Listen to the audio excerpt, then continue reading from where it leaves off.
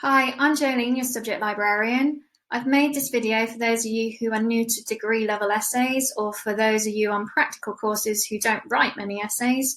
Hopefully it will give you some quick tips on what kinds of sources you should use and include in your reference list, and also how to find them. The first tip is to use some books. You shouldn't rely on websites for an academic essay. If I was going to use a sandwich metaphor, which I am, then books are like the bread. They set up your essay and are the foundation of your research. You get to know the core theory in your subject area through reading books.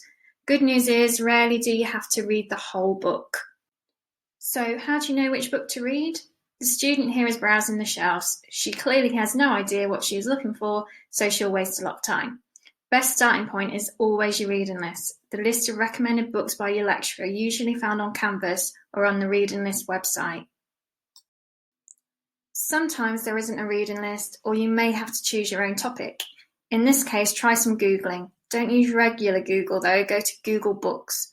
Search for a couple of keywords and Google Books will search through the content of millions of books and identify those that mention those keywords. In this case, I've looked for the keywords video game aggression, and it's returned some good quality and some up-to-date academic books. Google Books will retrieve fiction and books aimed at a lower non-degree level too, but usually the title and cover gives you a clue. Click on the title to see the preview. Here you can check the credentials of the writer and see if it is referenced throughout, and this should confirm if it is an academic book. The preview is always limited and many pages will be missing. Sometimes you can see enough of the book to use in your essay, other times you'll need to find the full book. To do this, just copy and paste the title into the library website, use the filters and filter for book on the side if it doesn't come to the top straight away. If we have it, you will get the shelf number for print books and a link to follow for an ebook. When you find the book you want and get it the right way up, there are quicker ways to find what you need inside than looking through every page like this guy. Regardless of whether you have a print or online book, check the contents page for relevant chapters. You may only need to read one or two of these. Also check the index page at the back of the book, and this will tell you the pages where a topic is mentioned. With online books, you can also do a search for a word and go directly to just those pages where it appears. Now, if we go back to our sandwich and books are the bread and the starting point, then journal articles are the fillings. They're shorter than books, and there's lots of them.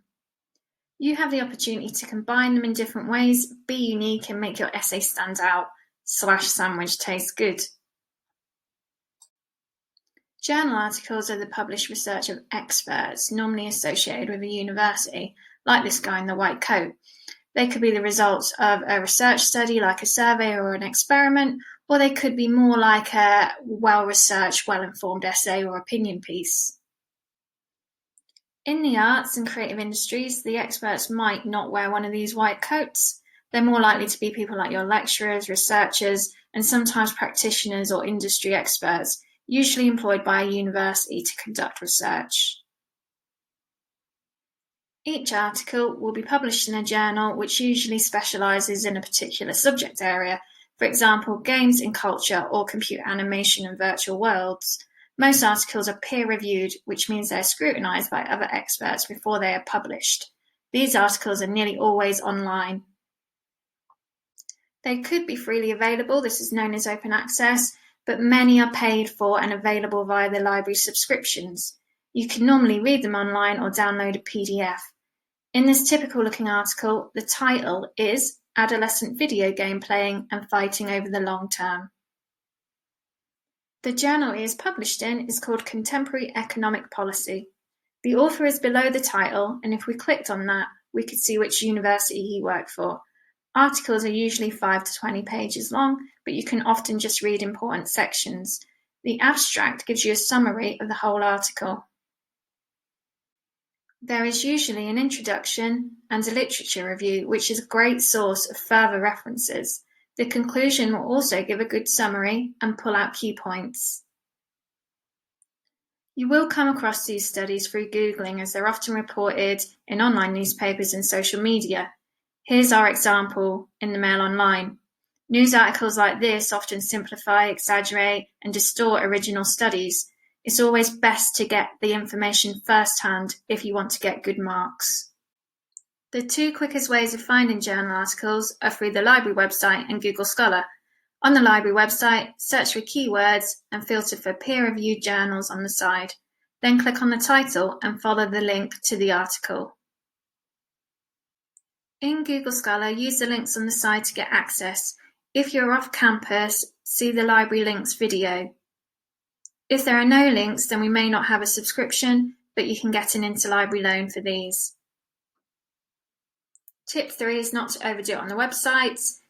In our sandwich, these act as the mustard or the mayo. You should use less of them than you do the bread/books or articles/fillings. You want only the best condiments and only the most credible, good quality websites to appear in your sandwich/references. Examples might be a design company website, an industry organization website or report, or credible statistics from industry experts or trade bodies. The final tip is to use the Cite Them Right guide. The guide helps you to format perfect Harvard-style references, giving credit to your sources, helping you to avoid plagiarism. The guide is available online and you need to choose Login via your institution to access. Once on the guide, select Harvard and the type of source you want to reference. You get an in-text citation, this goes in the body of your essay, and a full reference example. This goes in your reference list at the end of your essay. In Cite Them Right, you also get a box to create your own full reference that can be copied and pasted into your reference list. There are lots of other places to pick up a full reference, just check them against the guide for accuracy.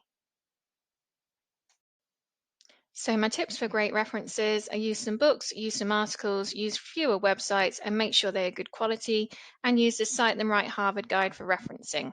If you've got any further queries, please contact the library.